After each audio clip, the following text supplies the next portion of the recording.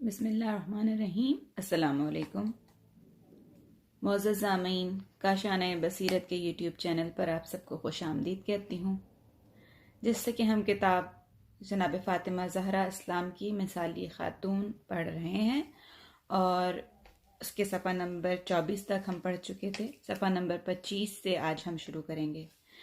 گزشتہ سیشن میں ہم نے جناب خدیجہ کے بارے میں پڑھا کہ کس طرح سے آپ کی شادی ہوئی جناب رسول خدا کے ساتھ، اور کون سے سامنے ان کی مشکلیں اور مصیبتیں آئیں جن کو انہوں نے طے کیا۔ آئیے آگے پڑھتے ہیں۔ صفحہ نمبر 25، ہیڈنگ ہے آسمانی دستور۔ ایک دن جناب رسول خدا صلی اللہ علیہ وآلہ وسلم ابتہا میں بیٹھے ہوئے تھے کہ جبرائیل نازل ہوئے اور عرض کی کہ خداوند عالم نے آپ پر سلام بھیجا ہے اور فرمایا ہے کہ 40 رات آپ جناب خدیجہ سے علیحدگی اختیار کر لیں اور عبادت اور تہجد میں مشغول رہیں۔ پیغمبر اسلام اللہ تعالیٰ کے حکم کے مطابق 40 دن تک جناب خدیجہ کے گھر نہ گئے، اور اس مدت میں رات کو نماز اور عبادت میں مشغول رہتے تھے اور دن میں روزے رکھتے تھے۔ آپ نے عمار کے توسط سے جناب خدیجہ کو پیغام بھیجا کہ اے معزز خاتون، میرا تم سے کنارہ کشی کرنا کسی دشمنی اور کدورت کی وجہ سے نہیں ہے۔ تم پہلے کی طرح میرے نزدیک معزز اور محترم ہو، بلکہ اس علیحدگی اور کنارہ گیری میں پروردگار کے حکم کی پیروی کر رہا ہوں۔ خدا مصالح سے آگاہ ہے۔ اے خدیجہ، تم بزرگوار خاتون ہو، اللہ تعالیٰ ہر روز کئی مرتبہ تیرے وجود سے اپنے فرشتوں پر فخر کرتا ہے۔ رات کو گھر کا دروازہ بند کر کے اپنے بستر پر آرام کیا کرو، میں اللہ کے حکم کا منتظر ہوں۔ میں اس مدت میں فاطمہ بنت اسد کے گھر رہوں گا۔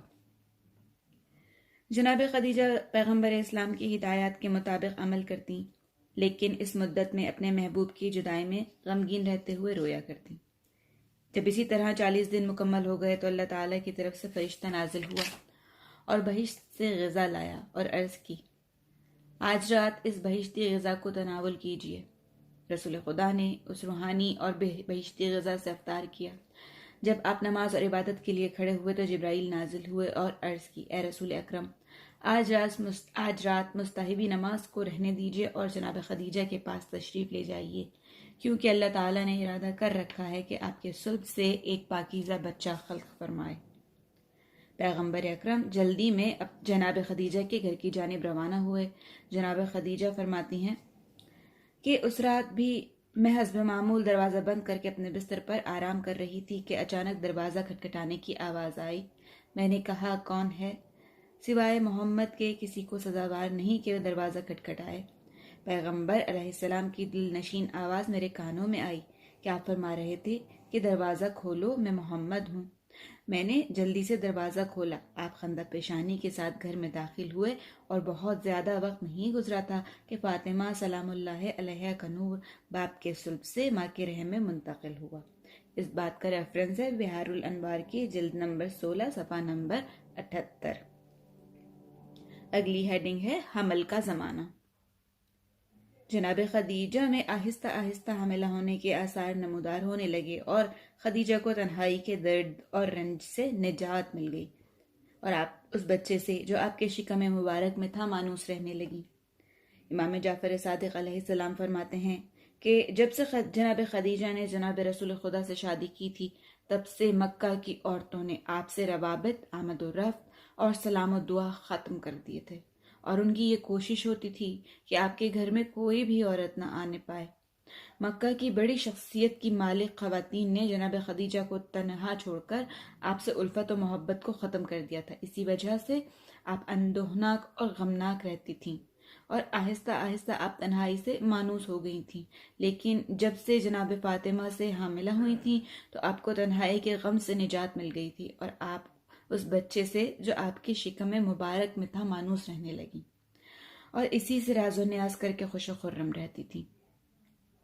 جناب جبرائیل حضرت محمد صلی اللہ علیہ وآلہ وسلم اور جناب خدیجہ کو بشارت دینے کے لیے نازل ہوئے اور کہا، یا رسول اللہ، وہ بچہ جو جناب خدیجہ کے شکم مبارک میں ہے وہ ایک باعظمت لڑکی ہے جس سے تیری نسل قائم رہے گی، اور وہ دین کے ان پیشواؤں اور اماموں کی جو اللہ تعالی جو وحی کے خاتمے کے بعد تیرے جانشین ہوں گے ماں ہوگی۔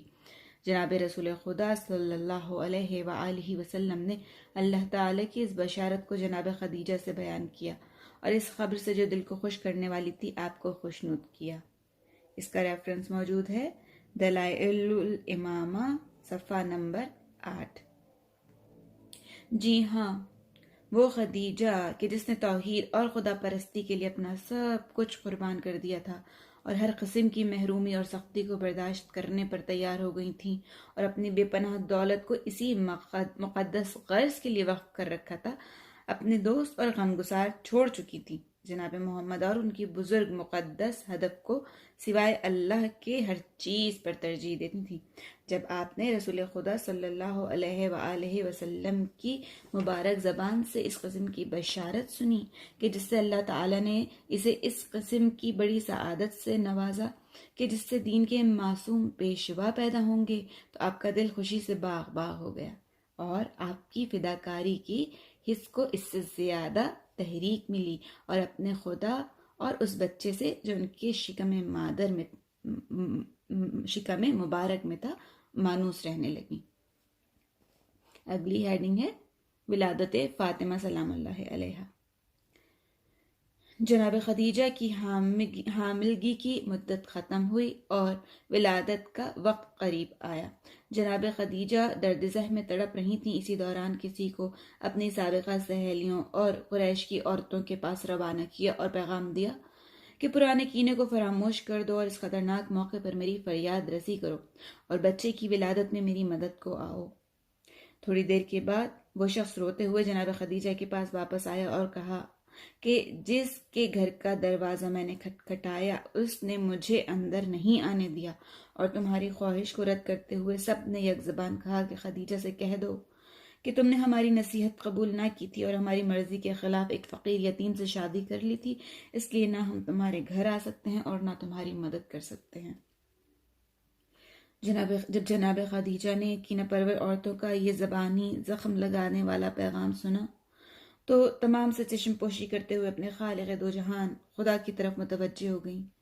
اس وقت اللہ کے فرشتوں اور جنت کی حوریں اور آسمانی عورتیں آپ کی مدد کے لیے آئیں اور آپ اللہ تعالی کی غیبی مدد سے بہرور ہوئیں، اور جناب فاطمہ سلام اللہ علیہا نے جو آسمان نبوت کا چمکتا ہوا ستارہ تھا اس جہان میں قدم رکھا اور اپنے نور ولایت سے مشرق و مغرب کو روشن اور منور کر دیا۔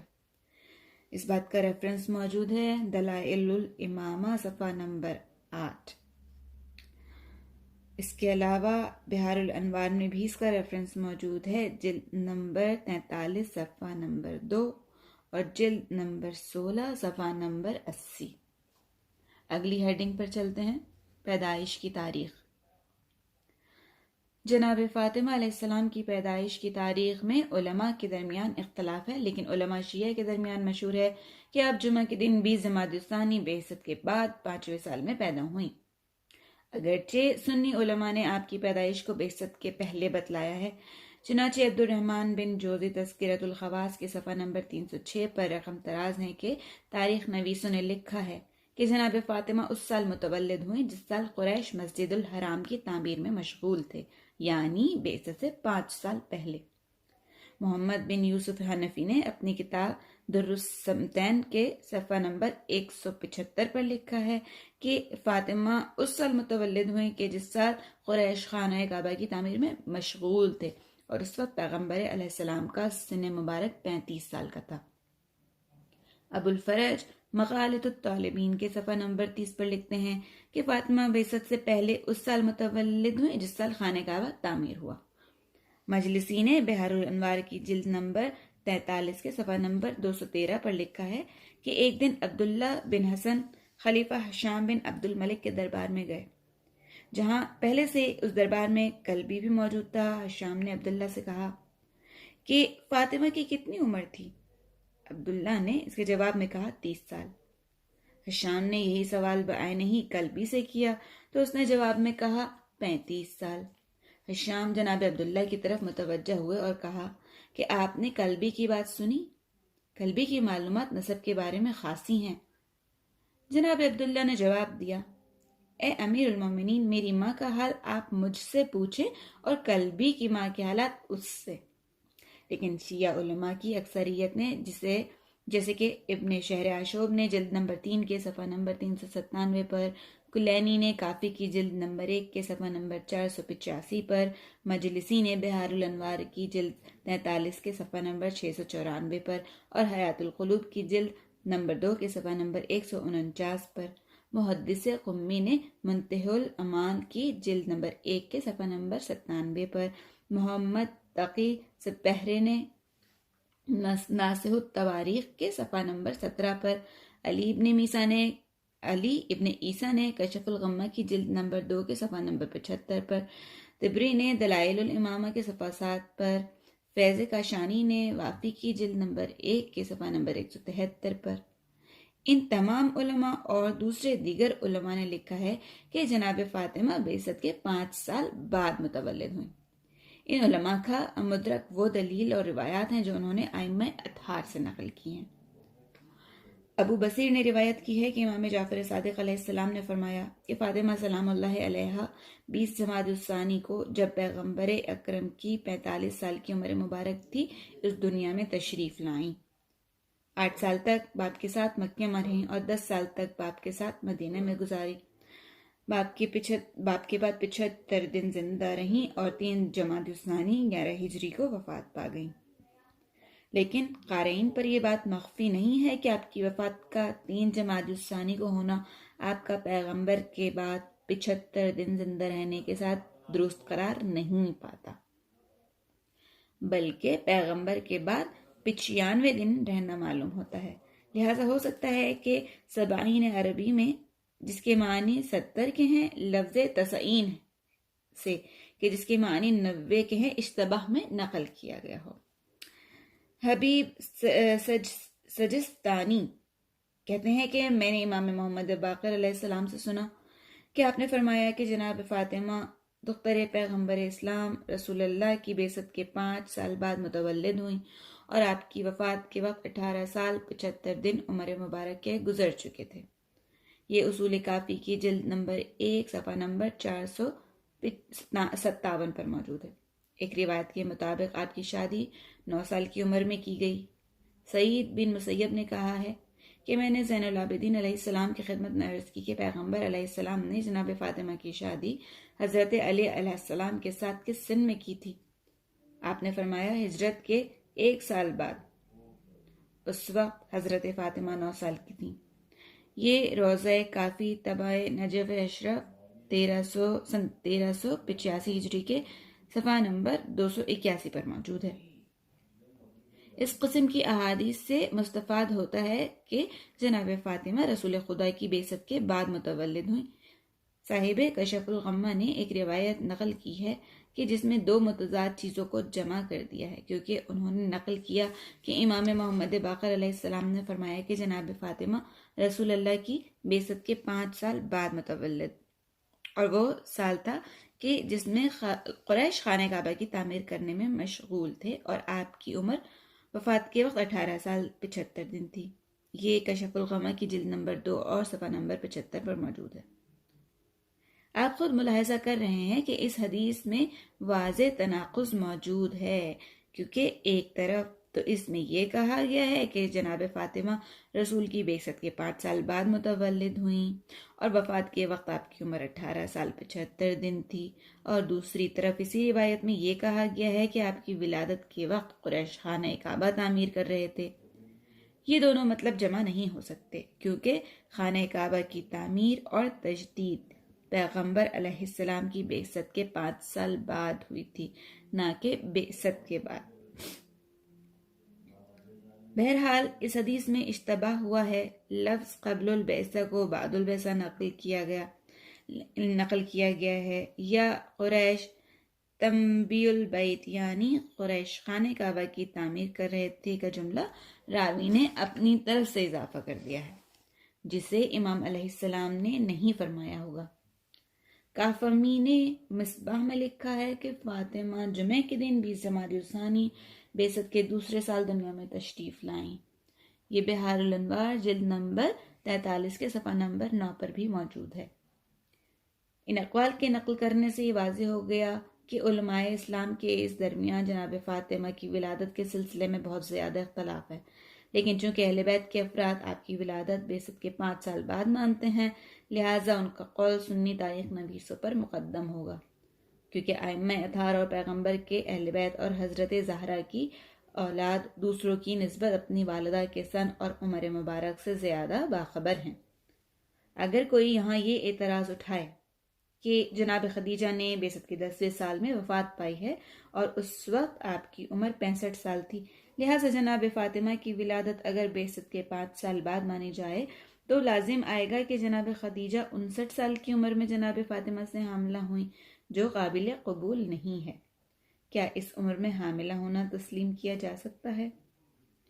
اس اعتراض کا جواب دیا جا سکتا ہے۔ پہلے تو یہ کہ قطعی نہیں کہ آپ کی عمر وفات کے وقت 65 سال تھی، بلکہ ابن عباس کے قول کے مطابق آپ کی عمر جناب فاطمہ سے حاملہ ہونے کے وقت 48 سال کی بنتی ہے، کیونکہ ابن عباس نے فرمایا ہے کہ جناب خدیجہ نے 28 سال کی عمر میں جناب رسول خدا کے ساتھ شادی کی تھی، جیسے کہ کشف الغمہ کی جلد نمبر 2 کے صفحہ نمبر 139 پر مرقوم ہے۔ ابن عباس کا قول دوسروں پر مقدم ہے کیونکہ پیغمبر اسلام کے رشتہ دار ہیں اور آپ کے داخلی امور کو دوسروں کی بنسبت بہتر جانتے ہیں۔ اس روایت کی روح سے جناب خدیجہ جناب رسول خدا کی بعثت کے وقت 43 سال کی عمر میں ہوں گی، اور جب جناب فاطمہ کا تولد 5ویں بعثت میں ہو تو جناب خدیجہ کی عمر اس وقت 48 سال کی ہوگی، جس میں عورت کا حاملہ ہونا عادی ہوا کرتا ہے۔ اگر ہم ابن عباس کے قول کو تسلیم نہ کریں تب بھی جواب دیا جا سکتا ہے کہ اگر جناب خدیجہ نے، جیسے کہ مشہور ہے کہ 40 سال کی عمر میں جناب رسول خدا کے ساتھ شادی کی تھی اور آپ کی عمر جناب فاطمہ سے حاملہ ہونے کے وقت 59 سال ہوگی، تو بھی یہ عمر قریش کی عورتوں کے لیے حاملہ ہونے کی عادت کے خلاف نہیں ہے، کیونکہ تمام فقہاء نے لکھا ہے کہ قریش کی عورتیں 60 سال تک صاحب عادت رہتی ہیں اور اس وقت تک حاملہ ہو سکتی ہیں، اور یہ بھی واضح ہے کہ جناب خدیجہ قریش خاندان کی ایک اعلیٰ فرد تھی۔ اگرچہ یہ ٹھیک ہے کہ عورت کا اس سن میں حاملہ ہونا بہت نادر اور کم ہوا کرتا ہے، لیکن محال نہیں ہے، بلکہ اس کی مثال اس دنیا میں بھی موجود ہے، جیسے ایک عورت کہ جس کا نام اکرم موسوی تھا، بندر عباس کے سرخوان نامی جگہ پر اس نے نو عدم 2 بچے جنے، اور اس کی عمر اس وقت 65 سال کی تھی اور اس کے شوہر کی عمر 74 سال کی تھی۔ روزنامہ اطلاعات کو ایک ڈاکٹر نے بتلایا کہ ہمیں پیدائش کی عمر کی ڈاکٹری لحاظ سے کم عمر بتلائی جاتی ہے وہ یہ ہے کہ عورت 4 سال اور 7 مہینے کی حاملہ ہوئی ہے، اور سب سے زیادہ عمر کی ماں اس دنیا میں 67 سال کی ہو چکی ہے۔ یہ مطلب ایران کے اخبار اطلاعات کے 28 بہمن سن 1351 شمسی میں موجود ہے۔ ایک عورت جس کا نام شوشنا ہے، جو اصفہان کی رہنے والی تھی، 66 سال کی عمر میں حاملہ ہوئی اور ایک لڑکے کو جنم دیا۔ اس کے شوہر یحییٰ نامی نے اخبار نویسوں کو بتلایا کہ میرے اس عورت سے 8 بچے ہیں، 4 لڑکے اور 4 لڑکیاں۔ سب سے چھوٹا 25 سال کا ہے اور سب سے بڑا لڑکا 50 سال کا ہے۔ اسے اخبار اطلاعات نے 20 اگست سن 1351 شمسی کے پرچے میں نقل کیا ہے۔ اس کے بعد کیا معنی ہو سکتا ہے کہ جناب خدیجہ بھی انہی کمیاب اور نادر افراد میں سے ایک ہوں جو اس عمر میں حاملہ ہو گئی ہوں؟ آخر میں ایک اور نقطے کی طرف متوجہ ہونا بھی ضروری ہے۔ جو اختلاف جناب فاطمہ زہرا کی ولادت کے سال میں موجود ہے، اس کا اثر آپ کی عمر پر بھی پڑے گا، اور آپ کی عمر میں شادی اور وفات کے وقت میں بھی گہراً اختلاف ہو جائے گا۔ اسی واسطے اگر آپ کی پیدائش بعثت کے 5 سال پہلے تسلیم کی جائے تو آپ کی عمر شادی کے وقت تقریباً 18 سال اور وفات کے وقت 28 سال ہوگی، اور اگر آپ کی پیدائش بعثت کے 5 سال بعد مانی جائے تو پھر آپ کی عمر شادی کے وقت 9 سال اور وفات کے وقت 18 سال ہوگی۔ اگلی ہیڈنگ پر چلتے ہیں، جناب رسول خدا اور جناب خدیجہ کی آرزو۔ خلقت کے اسرار میں سے ایک راز یہ ہے کہ ہر انسان یہ چاہتا ہے کہ اس کی اولاد اور لڑکا ہو، تاکہ اسے اپنی حسب منشا تربیت کرے اور اپنی یادگار چھوڑ جائے۔ انسان فرزند کو اپنے وجود کا باقی رہنا شمار کرتا ہے اور مرنے کے وقت آپ کو فنا اور ختم ہو جانا نہیں جانتا۔ لیکن وہ آدمی جس کا کوئی فرزند نہ ہو تو وہ اپنی زندگی کو مختصر اور موت کے آپ پہنچنے سے پہلے اپنے آپ کو ختم سمجھتا ہے۔ شاید پیدائش کو یوں نسل انسانی کی بقا کا وسیلہ قرار دیا گیا ہو تاکہ نسل انسانی نابودی اور منقرض ہو جانے سے محفوظ رہ جائے۔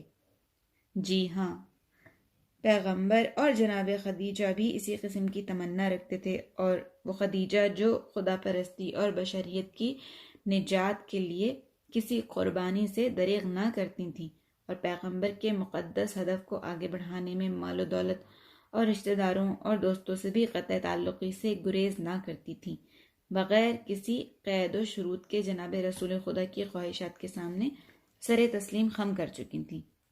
یقیناً ان کی بھی یہ خواہش ہوگی کہ جناب رسول خدا صلی اللہ علیہ وآلہ وسلم سے صاحب فرزند ہوں، تاکہ وہ دین اسلام کا حامی اور اس کی اشاعت اور ترویج میں اور اسے حضرت کے عالی ہدف تک پہنچانے میں کوشاں ہوں۔ پیغمبر اسلام جانتے تھے کہ انسان کے لیے موت یقینی ہے۔ آپ تھوڑی اور مختصر مدت میں اتنے بڑے ہدف کو بطور کامل جاری نہیں رکھ کر سکتے، اور تمام جہان کے بشر کو گمراہی کے گرداب سے نہیں نکال سکتے۔ فطری بات ہے کہ آپ کا دل بھی چاہتا ہوگا کہ ایسے ایثار کرنے والے افراد جو ان کی نسل سے ہوں موجود ہو جائیں۔ جناب محمد مصطفیٰ صلی اللہ علیہ وآلہ وسلم اور جناب خدیجہ اس قسم کی ضرور تمنا اور خواہش رکھتے ہوں گے، لیکن افسوس کہ جو لڑکے آپ کے پیدا ہوئے تھے جنہیں عبداللہ اور قاسم کے نام سے موسوم کیا گیا تھا، وہ بچپن میں ہی فوت ہو گئے۔ جتنا دکھ جناب رسول خدا اور جناب خدیجہ کو ان کی وفات سے ہوا تھا، اتنا ہی ان کے دشمن خوش اور شاد ہوئے تھے، کیونکہ وہ پیغمبر اسلام کی نسل کو ختم ہوتا دیکھ رہے تھے۔ کبھی دشمن آپ کو ابتر یعنی لاولد کے نام سے پکارتے تھے۔ جب آپ کے فرزند عبداللہ فوت ہوئے تو آس بن وائل بجائے اس کے کہ آپ کو آپ کے فرزند کی موت پر تسلی دیتا، مجمع عام میں آپ کو ابتر اور لاولد کہتا تھا، اور کہتا تھا کہ جب محمد مر جائیں گے تو ان کا کوئی وارث نہ ہوگا۔ وہ زبان کے زخم سے جناب پیغمبر اسلام صلی اللہ علیہ وآلہ وسلم اور جناب خدیجہ کا دل زخمی کیا کرتا تھا۔ یہ ریفرنس موجود ہے اس بات کا سیرت ابن ہشام جلد نمبر 2 صفحہ نمبر 34 اور تفسیر جوامع الجامع مؤلفہ تبرسی صفحہ نمبر 229۔ اگلی ہیڈنگ ہے کوثر۔ خداوند عالم نے پیغمبر اکرم صلی اللہ علیہ وآلہ وسلم کو بشارت دی کہ ہم آپ کو خیر کثیر عطا کریں گے۔ اللہ تعالیٰ نے دشمنوں کے جواب میں سورہ کوثر کو نازل فرمایا، اور اس میں فرمایا کہ اے محمد، ہم نے آپ کو کوثر عطا کیا، بس تم خدا کے لیے نماز پڑھو اور قربانی دو۔ آپ کا دشمن ہی لاولد ہے، نہ کہ آپ۔ یہ ترجمہ ہے سورہ کوثر کا۔ پیغمبر اسلام کو یقین تھا کہ اللہ تعالیٰ کا وعدہ کبھی غلط نہیں ہوتا، مجھ سے پاکیزہ نسل اور اولاد وجود میں آئے گی جو تمام جہان کی نیکیوں کا سرچشمہ اور منبع ہوگی۔ جب اللہ تعالیٰ کا وعدہ پورا ہوا اور جناب فاطمہ زہرا دنیا میں تشریف لائیں اور آپ کے نور ولایت سے جہان روشن ہوا، تو جناب رسول خدا کو اطلاع دی گئی کہ خداوند عالم نے جناب خدیجہ کو ایک لڑکی عنایت فرمائی ہے۔ آپ کا دل اس بشارت سے خوشی اور شادمانی سے لبریز ہو گیا۔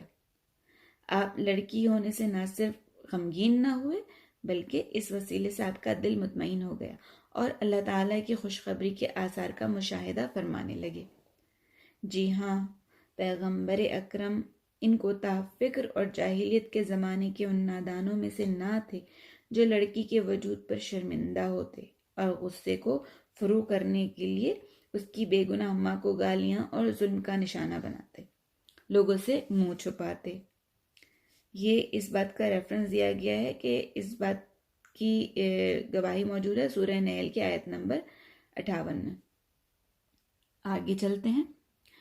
پیغمبر اسلام اس لیے مبعوث ہوئے تھے کہ لوگوں کے غلط رسم و رواج اور بیہودہ افکار کہ جس کی وجہ سے عورتوں کی قدر و قیمت کے قائل نہ تھے اور انہیں معاشرے کا فرد حساب نہ کرتے تھے اور بے گناہ لڑکیوں کو زندہ درگور کر دیتے تھے سے مقابلہ اور مبارزہ کریں اور لوگوں کو بتا دیں کہ عورت بھی معاشرے کی حساس فرد ہے، اس پر بہت بڑا وظیفہ اور مسئولیت عائد ہوتی ہے اور وہ بھی معاشرے کی عظمت اور ترقی کے لیے کوشش کرے اور ان وظائف کو جو اس کی خلقت کی مناسبت سے اس پر عائد کیے گئے بجا لائے۔